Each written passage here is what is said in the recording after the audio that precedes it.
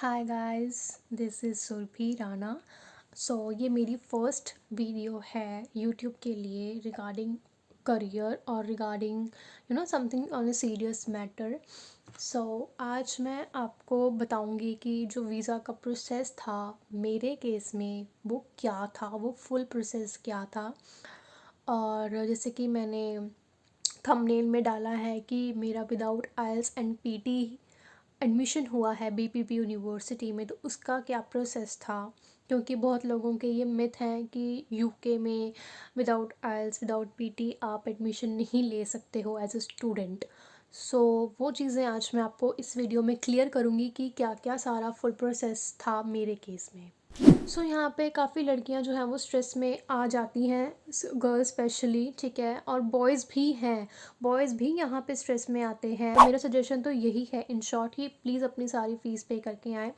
50% fees पे मत कीजिए, ठीक है। ऑफ़र लेटर आ गया, देन मेरे सारे डॉक्यूमेंट्स चले गए। डॉक्यूमेंट सबमिशन के बाद उन्होंने मुझे प्रोविज़नल ऑफ़र लेटर दिया जिसमें उन्होंने मेरी फ़ीस मेंशन करी हुई थी, और उसके बाद मेरा डायरेक्ट कास्ट लेटर आया, ठीक है। अनकंडीशनल ऑफ़र लेटर नहीं आया, डायरेक्ट मेरा कास्ट लेटर आया।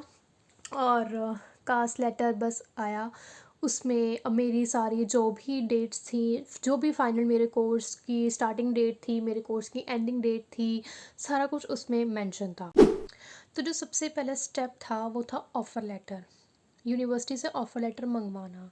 हालांकि मैंने बहुत सारी यूनिवर्सिटीज़ में ट्राई किया, बहुत स्ट्रगल था मेरे केस में। विदाउट आइल्स पीटी एडमिशन लेना यूके में बहुत ही ज़्यादा टफ़ था, बट 2 से 3 एजेंट्स ने ट्राई किया मेरे केस में, बट वो पॉसिबल नहीं हो पाया, ठीक है।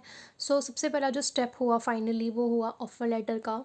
हमने यूनिवर्सिटी से ऑफ़र लेटर मंगवाया मेरे सब्जेक्ट का। मेरा सब्जेक्ट था एमएससी मैनेजमेंट, मास्टर्स का कोर्स है ये, ठीक है, 1 ईयर का है ये।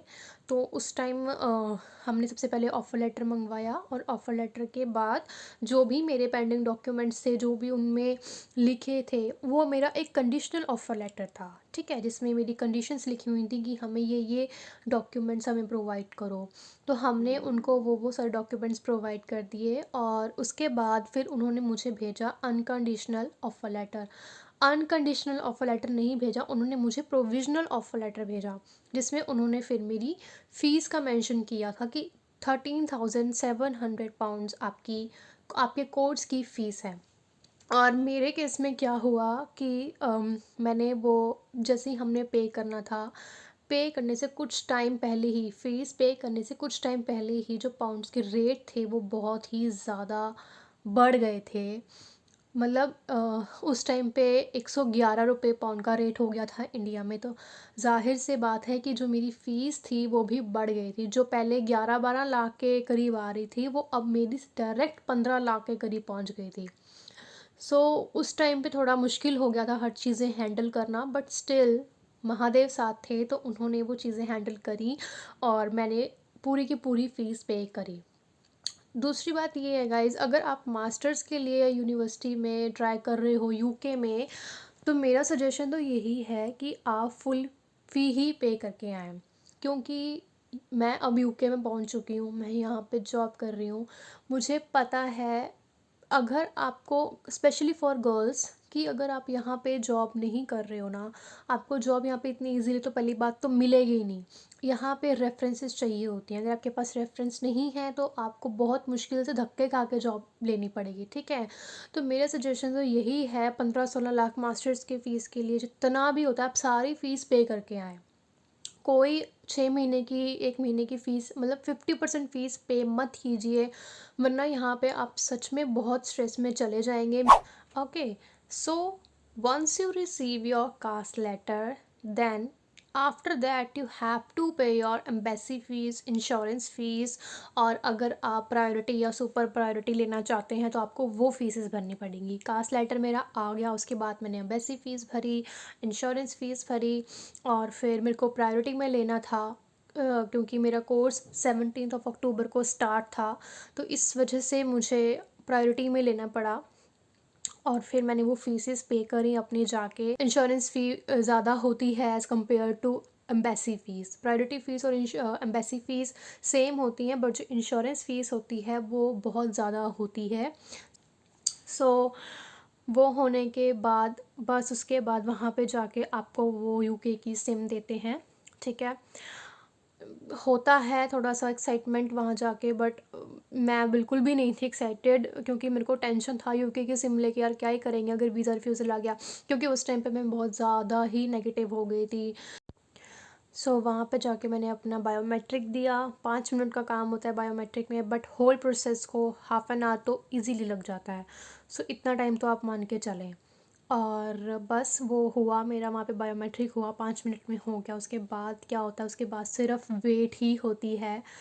उसके बाद सस्पेंस होता है, उसके बाद डर होता है, और डर और ज़्यादा बढ़ जाता है। रातों को नींद आनी बंद हो जाती है, कुछ खाया नहीं जाता, कुछ पिया नहीं जाता। क्यों? क्योंकि डर का जो लेवल है ना वो हाई लेवल पे चला जाता है। सो बस उसके बाद मेरा 4 दिन के अंदर मेरा वीज़ा आ गया था। और 5 को, आई थिंक 4 या 5 को मैंने वीज़ा अप्लाई किया था फाइनली। मतलब जो मेरा बायोमेट्रिक लास्ट हुआ था 3 तारीख को हुआ था। बीच में मेरी 2 हॉलीडेज़ पड़ गई थी, वीकेंड पड़ गई थी, सैटरडे संडे। और उसके बाद मेरा 10 को मेरा वीज़ा आ गया था। 10 को मेरा वीज़ा आया और 15 को मेरी टिकट हो गई थी, तो 15 को मैं यहाँ हीथ्रो एयरपोर्ट पर थी। सो गाइस, ये था whole visa process for students for master. मुझे बाकियों का भी सेम ही होगा, बट मैंने मास्टर्स के लिए ट्राई किया, तो ये था पूरा प्रोसेस।